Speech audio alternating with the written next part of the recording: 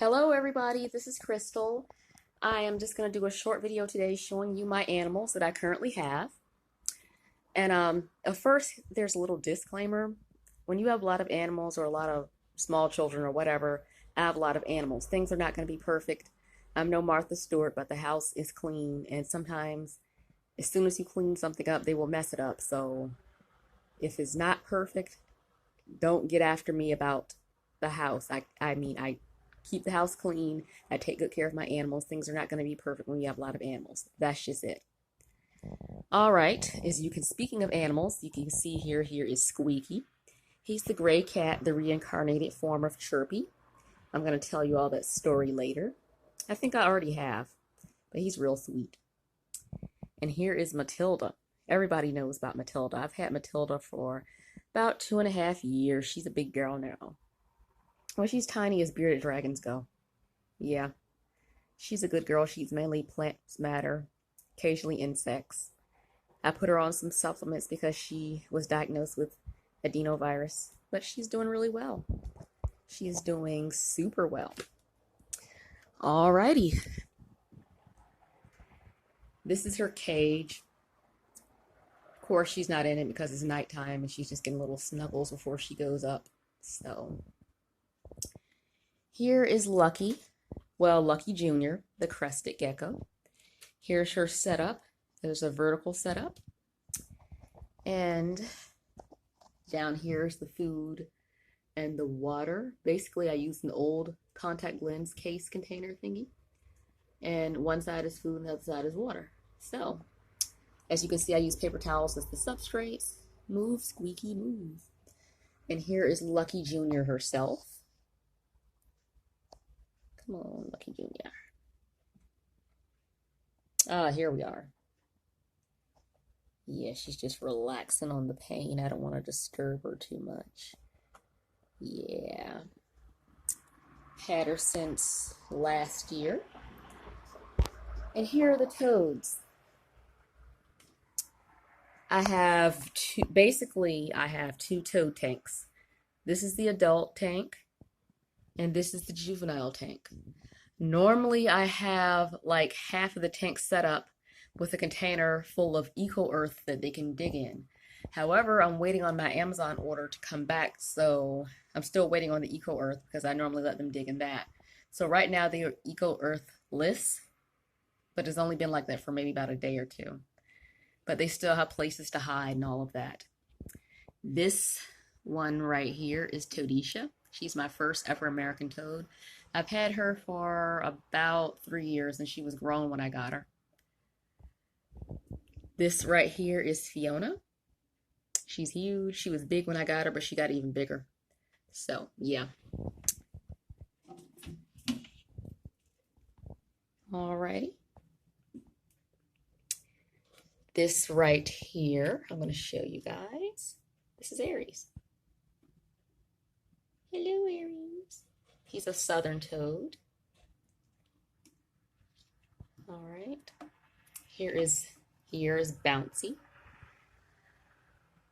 Don't show your butt to me, Bouncy. This is Bouncy. He is an African common toad, also called the African bouncing toad. When I ordered him, they told me that he was female, and for a while he acted like a female. And then all of a sudden he just got a dark throat and started croaking, so I realized he was male. This is like a year after I got him, so yeah. Alrighty. These are the newest two.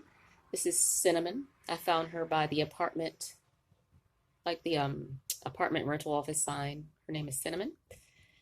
And this new one is named Rocky. Yep. I call her that because like when she doesn't want you to bother her, she just folds under and looks like a rock. So that's why she has been named Rocky. They get fresh dechlorinated water every day. Hello, Sylvester. This is my other cat named Sylvester. Sylvester is a little bit more timid than the other one. He's probably around, yeah, he's a little over a year. He'll be 2 years old in September. All right, here are my juvenile toads. On the top is Chip. The one on the bottom is another female one that I got recently. I got Chip last year, who was very little. This is another female one. I have no idea how old she is, but she's a juvenile due to her size. So, yeah. I haven't come up with a name for her yet either. And under here is her brother. Another small toad. So I've got 3 little small toads. I feel bad for them because their dirt hasn't come in yet. Normally, like, at least half of their tanks are dirt so they can dig around in. So, yeah, hopefully I get my Amazon order tomorrow. Alrighty. Let's see. Hello again, Matilda. In here are my Dubia roaches. They have their water underneath their styrofoam containers. You will see like the green thing that's full of Dubia food. Sometimes I give them apples or carrots. They love carrots.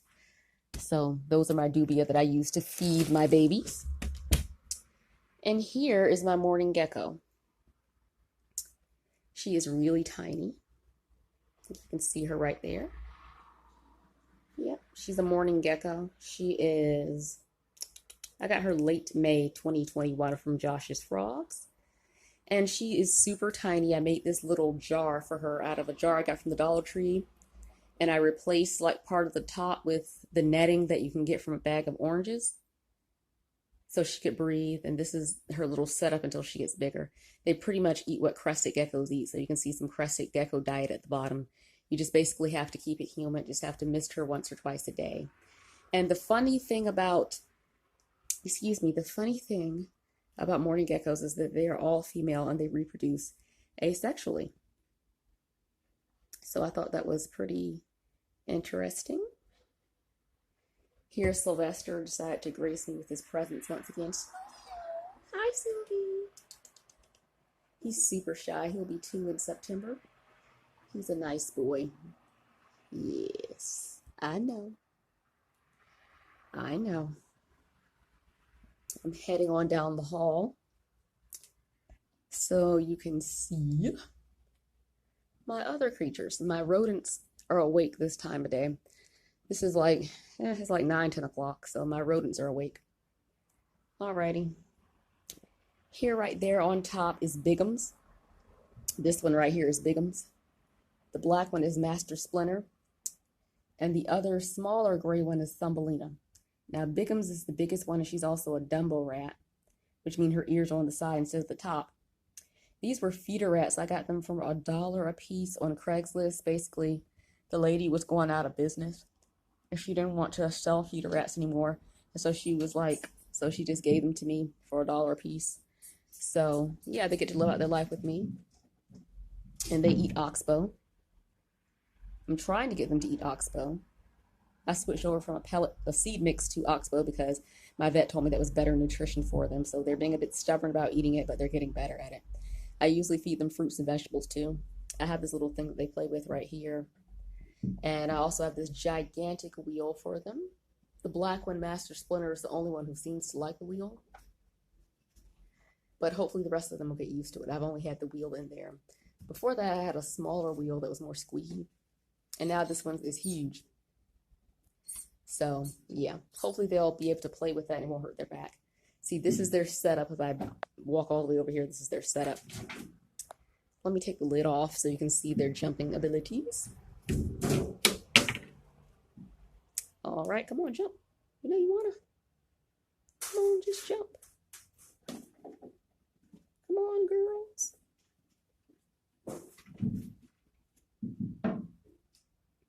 Oh, please. Okay, there is Master Splinter.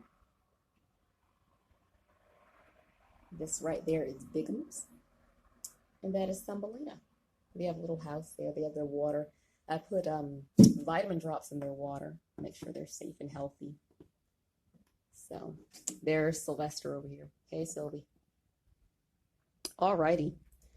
Here are my mice. Feeder mice. They were on sale as well. So I decided to hook them up and give them a nice home. Now there are 2 who live in this particular container right here.